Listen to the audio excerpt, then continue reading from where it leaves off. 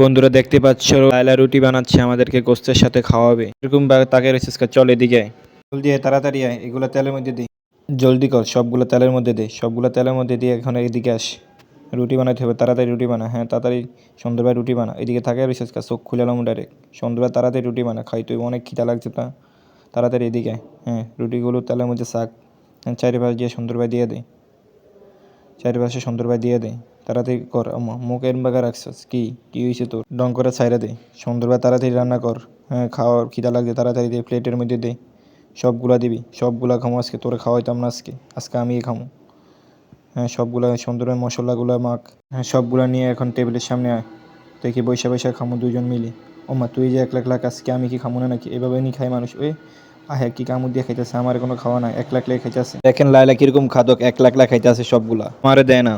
Hello guys পরবর্তী video পাওয়ার জন্য ভিডিওতে একটা লাইক এবং চ্যানেলটি সাবস্ক্রাইব করে পাশে থাকুন।